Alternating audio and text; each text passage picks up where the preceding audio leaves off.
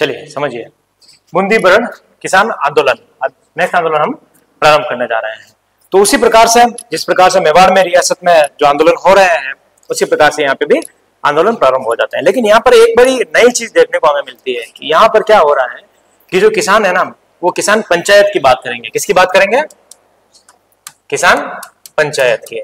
और किसान पंचायत का मतलब ये हो गया कि अब जो किसान है वो क्या है, आत्मनिर्भर बनने की कोशिश कर रहे हैं।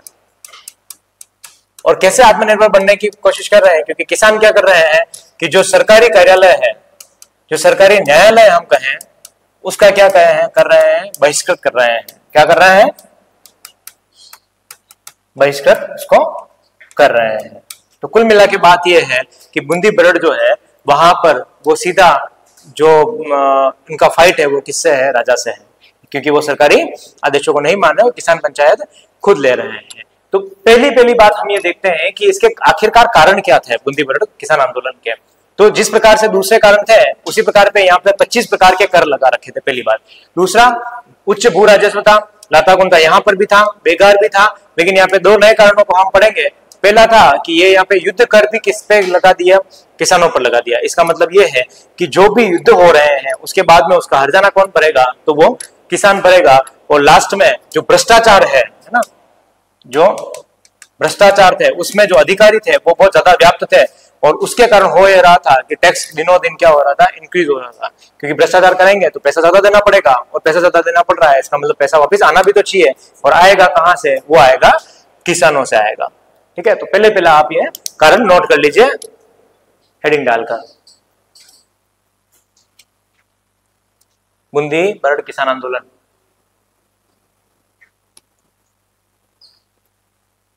दिख रहा है सभी को? पहला है 25 प्रकार के कर, उच्च भू राजस्व, लाताकुंटा, बेगार, युद्ध कर और भ्रष्टाचार।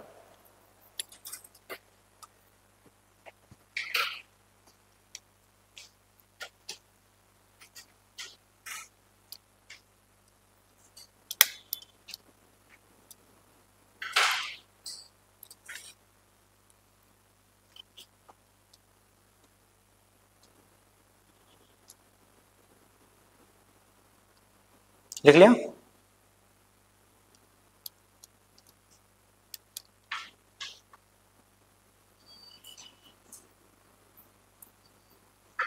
एक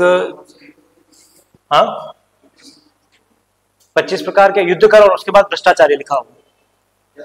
भ्रष्टाचार, करप्शन।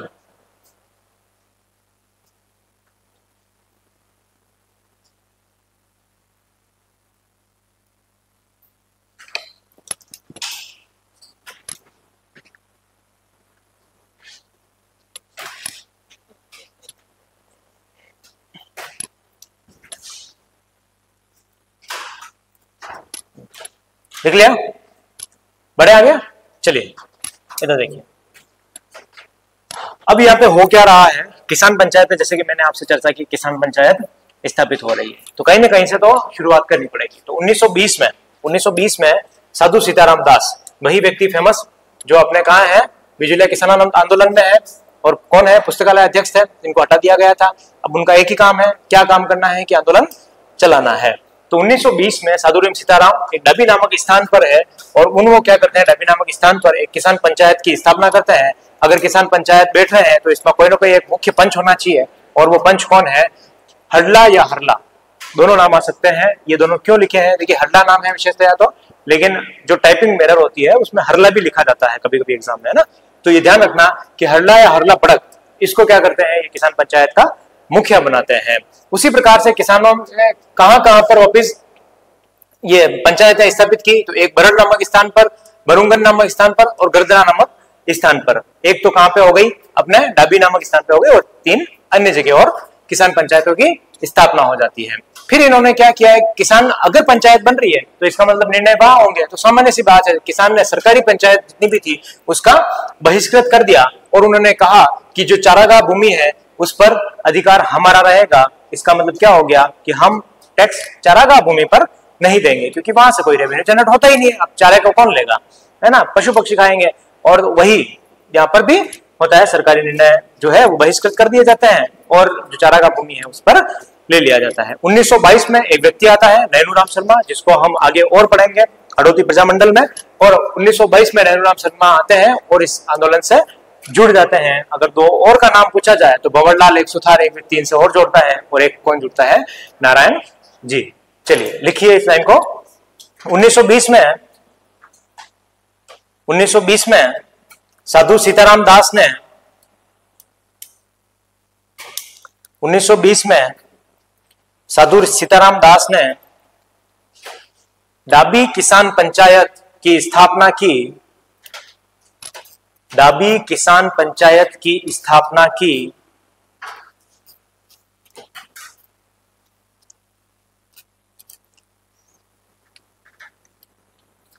जिसका अध्यक्ष हडला या हरला बड़क को बनाया गया।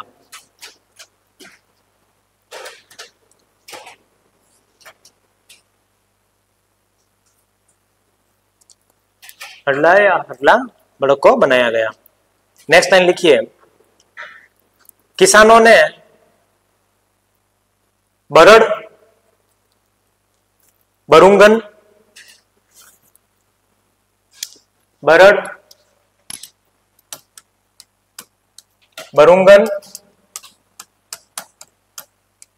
और गर्दड़ा, 3 जगह पे क्या किया है? किसान पंचायतों की स्थापना की है।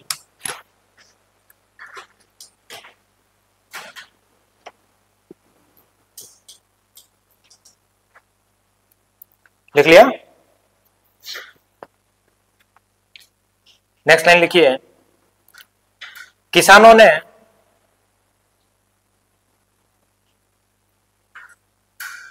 ने सरकारी न्यायालय का बहिष्कार किया। सरकारी न्यायालयों का बहिष्कार किया तथा चारागाह भूमि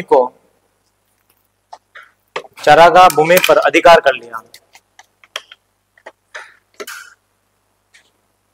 चारागाह भूमि पर अधिकार कर लिया।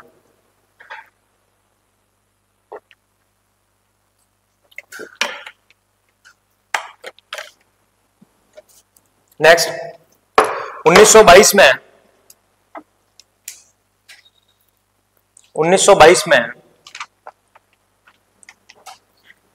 पंडित नयनूराम शर्मा आंदोलन से जुड़े।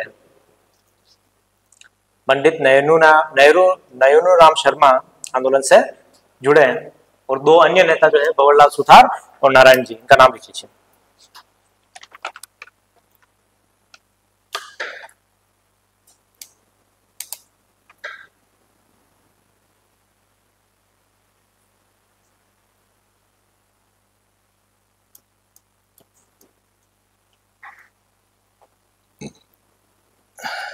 लिख लिया? बड़े आगे।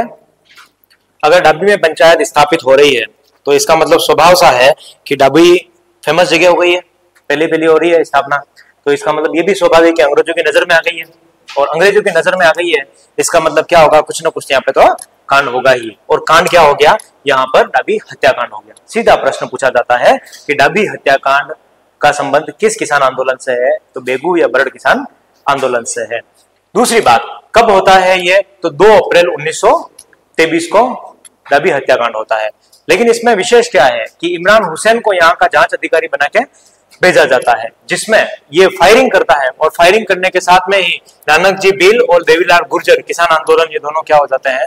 शहीद हो जाते हैं। और उस समय ध्यान रखना कि नानक जी भील उस समय जब शहीद हुए थे, उस समय कौन सा गीत गा रहे थे? तो वो झंडा गीत गा रहे थे। लेकिन माणिक्यलाल वर्मा ने इनकी याद में, किनकी याद में?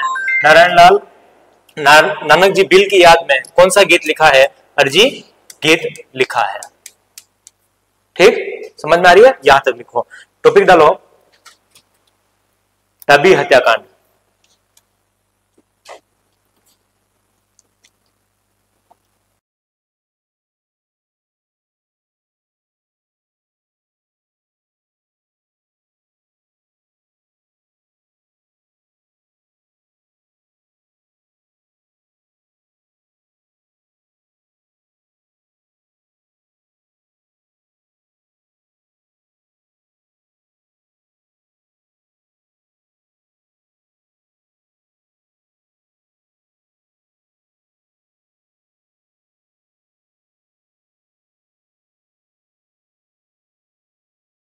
डाबी हत्याकांड लिख लिया।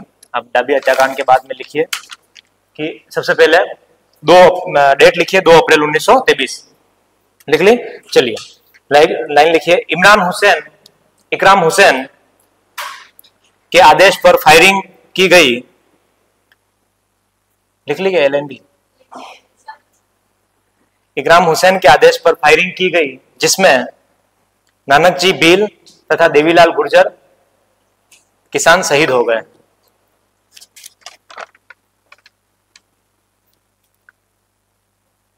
नानक जी भील और देवीलाल गुर्जर किसान शहीद हो गए। नेक्स्ट लाइन लिखिए, इस समय नानक जी भील झंडा गीत गा रहे थे।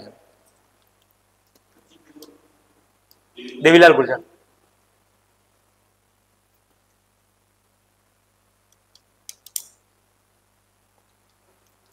झंडा गीत गा रहे थे। कौन गा रहे थे? नानक जी भील। नेक्स्ट लाइन लिखिए, माणिक्यलाल वर्मा ने इनकी याद में अर्जी गीत लिखा। इनकी याद में कौन सा गीत लिखा है? अर्जी गीत लिखा।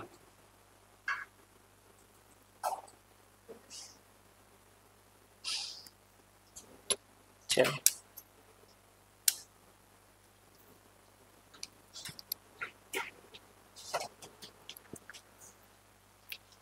हमारा टाइपराइटर भी क्या है कि थोड़ा ऐसे बहुत ज्यादा है। मैंने कहा कि ये छोड़ छोड़ के लिखना है तो उन्होंने एज इट इज कॉपी छाप दी।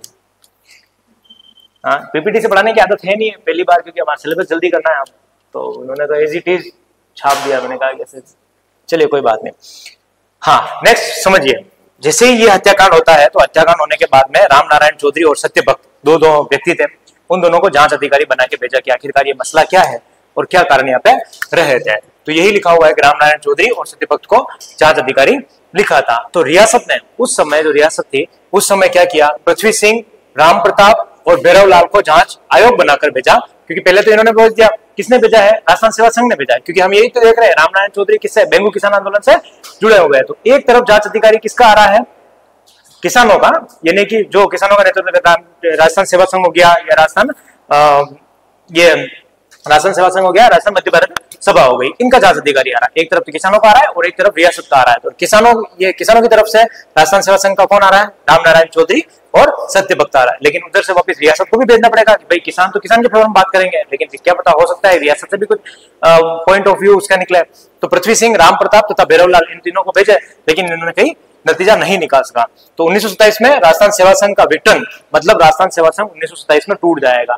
इस कारण से जो ये किसान आंदोलन है वही दरा का दरा रह जाएगा। तो यहां तक लिखिए, आगे की स्टोरी में आपको आगे समझाता हूं। लिखिए, राजस्थान सेवा संघ ने रामनारायण चौधरी व सत्यभक्त को जांच अधिकारी बनाकर भेजा।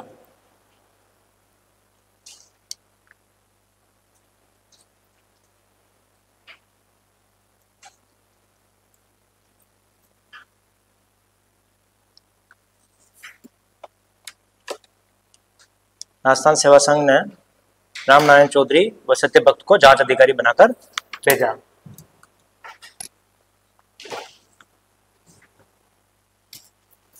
दूसरी लाइन लिखिए, रियासत ने पृथ्वी सिंह, राम प्रताप तथा भैरवलाल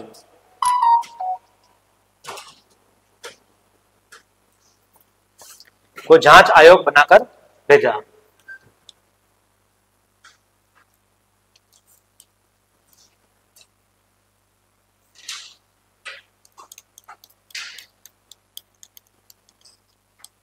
नोट्स बहुत स्पष्ट होने चाहिए, हमारी पहली नजर में ही नोट्स याद हो जाने चाहिए। यहां पर आप एक और काम कर सकते हैं, जैसे ये तो हमने लाइन लिख ली, लाइनें हमेशा कहीं ना कहीं बीच में छुप जाती है। ये उसी प्रकार है, हमारे नोट्स जो लगातार बनते रहते हैं, ये उसी प्रकार है जैसे महाराणा प्रताप और अमर सिंह के बीच में होता है। ठीक है, क्योंकि महाराणा प्रताप इतना बड़ा नाम है और अमर सिंह तो आप जानते हैं कि भाई कितने युद्ध करते हैं, फिर भी वो, लेकिन बड़े पेड़ के नीचे हमेशा छोटा पेड़ जो होता है वो नहीं दिखाई देता है। तो यही होता है। तो हम जब भी इस तरीके से पढ़ें या आप वापस कभी शॉर्ट नोट्स बनाएं तो आपको इसको डिवाइड कर देना चाहिए, मतलब फ्लो चार्ट का आप सबसे ज्यादा यूज करें। जैसे कि एक तरफ लिख दिया भाई ये रियासत से आए थे, ठीक है, और एक तरफ क्या क्या लिख दिया आपने कि भाई किसानों की तरफ से कौन आया था, तो किसानों की तरफ से कौन आया था? राजस्थान सेवा संघ आपने लिख दिया। राजस्थान सेवा संघ ने भी किसको भेजा? पूरी राजस्थान सेवा संघ तो उठ के आएगी नहीं, तो उसमें रामनारायण चौधरी और सीधे भक्त को भेज दिया। तो इस तरीके से एरो बना के आप ज्यादा से ज्यादा फ्लो चार्ट का ज्यादा यूज करें, ठीक है, ताकि क्या है कि नोट्स एकदम एक बार में पढ़ते ही आपको याद हो जाना चाहिए। चलिए तीनों के नाम लिख लिए, फिर लिखिए 1927 में राजस्थान सेवा संघ का विघटन यानी कि राजस्थान सेवा संघ टूट गया है उस समय, है ना।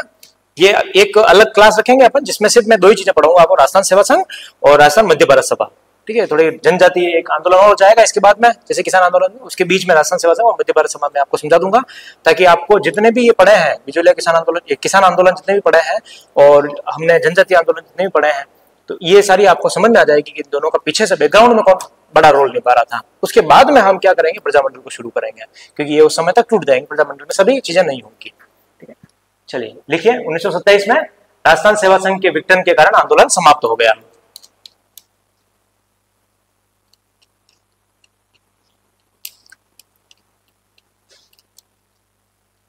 नेक्स्ट लाइन लिखिए, इस चरण में सर्वाधिक गुर्जर किसान थे और इस चरण में महिलाओं ने भी भाग लिया था। मैंने एक बात आपको सेकंड ग्रेड के एग्जाम से पहले भी कही थी और एक बात मैं वापस वही दोहराता हूं। सेकंड ग्रेड के एग्जाम के समय मैंने आपको ये कहा था, जिस भी आंदोलन में महिलाएं हैं उसको आप बहुत अच्छे से याद करना है, और अभी आपने उसका परिणाम देख ही लिया कि सेकंड ग्रेड में महिलाओं के बारे में विशेष तौर से पूछा गया था, ठीक है। और अभी मैं फिर कह रहा हूं कि आपको थर्ड ग्रेड के लिए जो महिलाएं जहां जहां है उनको तो आपको रट लेना है, याद कर लेना है कि कौन सी महिला का संबंध किससे है, ठीक है, ताकि महिलाओं के बारे में ज्यादा पूछेंगे, ठीक है। नेक्स्ट लाइन, इस चरण में सर्वाधिक गुर्जर किसान थे और महिलाओं ने इसमें भाग लिया था। 1936 आते आते एक बार ये जो विद्रोह था ये पुनः भड़क जाता है, और उसका कारण क्या था सुनिए। एक तो युद्ध कर था ही, जो चराई कर था, क्योंकि यहाँ पे मांग कर ही रहे थे कि चराई कर कौन सा, चराई कर यानी कि जहाँ पे चारा उग रहा है, और वहां पर भी इन्होंने क्या टैक्स ले लिया, लेकिन इनकी मांग ही क्या थी कि चारा भूमि पर हम अधिकार कर रहे हैं, उस पर टैक्स नहीं देंगे। दूसरा पशुगणना, अब पशुगणना हो रही है तो कंपटीशन बढ़ जाता है। रामनारायण जी चौधरी के घर में कितनी भैंसे हैं? 4 भैंसे हैं। सत्यभक्त के 3, तो तेरे 3 है, मेरे 4 है, कंपटीशन बढ़ गया, ठीक है। पशुगणना हो रही है तो अब क्या होता है, देखिए बहुत सिंपल सी बात बताता हूँ, सिर्फ राजस्थान में ही नहीं, पूरे भारत में, और आज भी जब भी कोई नई चीज आती है ना, और ये जो चौथा पॉइंट लिखा है इसका परिणाम तो मैं अभी और बताऊंगा आपको। जब भी कोई नई चीज आती है तो उसका हम विरोध करते हैं, जैसे कि जातिगत जनगणना, अभी केंद्र सरकार ने फैसला लिया, उसका बड़ा तेजी से विरोध हुआ, जातिगत जनगणना क्यों हो रही है, ठीक है ना। है जनगणना नहीं है, इससे पता चलेगा कौन सी जाति का व्यक्ति कौन सा है, कितने हैं, इससे पता चलेगा। है विशेष बात क्या है, ये तो है नहीं किसी का खून कर रहे हैं।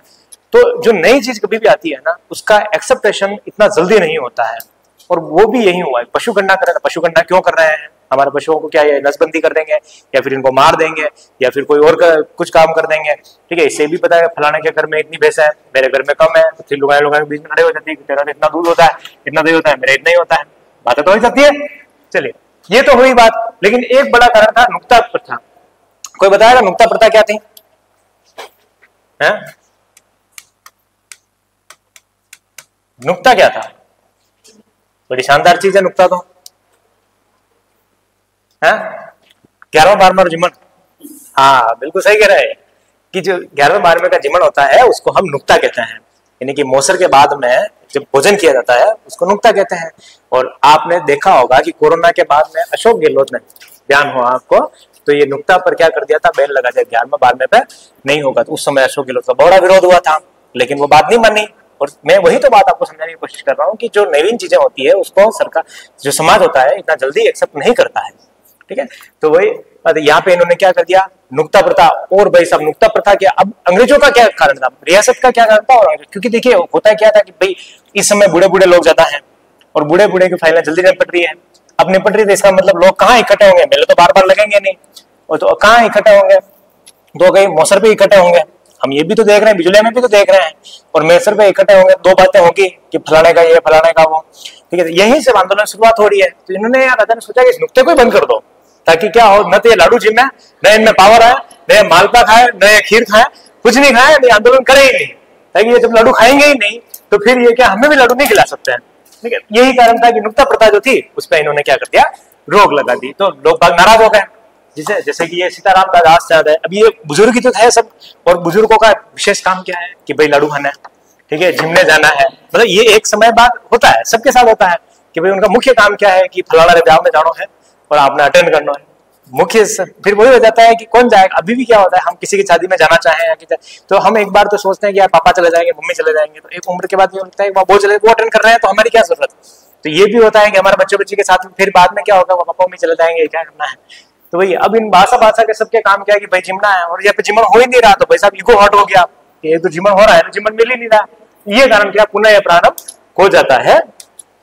उसके बाद में हिंडोली में सम्मेलन करते हैं और हुडेश्वर महादेव जो है वहां से 500 से अधिक जो गुर्जर थे वो यहाँ पे इकट्ठा होते हैं। उसके गुर्जर के साथ में मीणा किसान आंदोलन भी थे, उधर ध्यान रखना कि भील किसान आंदोलन थे या मीणा किसान आंदोलन है, गुर्जर भी है साथ में एकत्र है। किसानों ने समाज सुधार के लिए कहा कि भाई सब समाज सुधार करेंगे, मुक्ता प्रथा को वापिस लाएंगे, समाज को सब जगह एक जगह बिठाएंगे। और नेतृत्व की कमी के कारण वही बात हुआ कि राजस्थान सेवा संघ उस समय विघटन हो गया। विजय सिंह पथिक इस समय है नहीं उनके पास में, राम नारायण चौधरी भी है नहीं, क्योंकि बिजुली अहमद क्या है, जमनालाल बजाज बहुत होशियार थे, उनको बुला लिया उधर से कि आप आओ विजय सिंह पथिक, क्योंकि हमारी जमीनें चली गई है।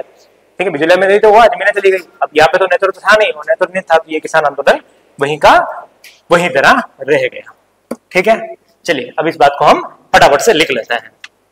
क्या हुआ भाई, क्यों मजा आ रहा है इतना है? मुझे भी तो बताओ, मैं भी हंसू। चलिए कहां से लिखना है? डबी हत्याकांड हमने शुरू कर लिया, झंडा गीत गा रहे थे। नेक्स्ट लाइन लिखिए। राजस्थान सेवा संघ ने राजस्थान सेवा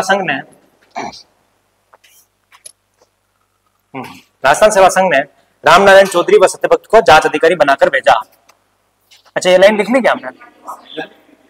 ये भी अच्छा महिलाओं तक भी लिख लिया। चलिए हाँ, यहां से लिख लीजिए।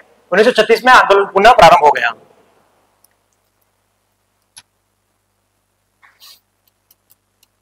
में आंदोलन पुनः प्रारंभ हो गया।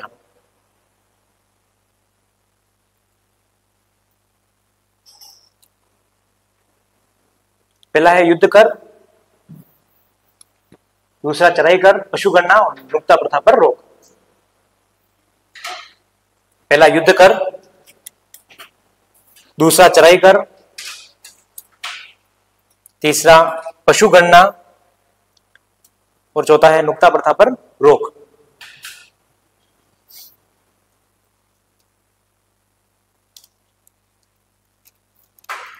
लिख लिया? चलिए नेक्स्ट लिखिए। हिंडोली सम्मेलन 5 अक्टूबर 1936। नुक्ता इतनी चर्चा की हमने इसके बारे में। नुक्ता प्रथा पर रोक।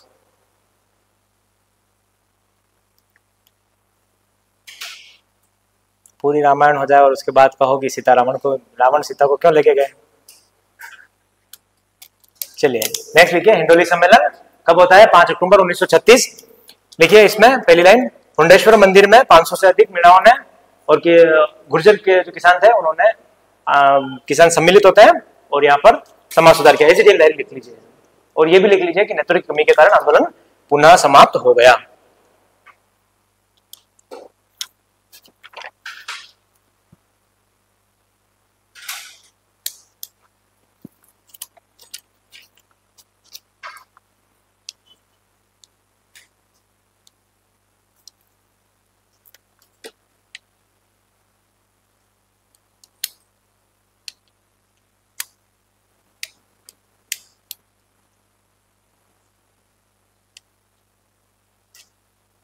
लिख लिया? तो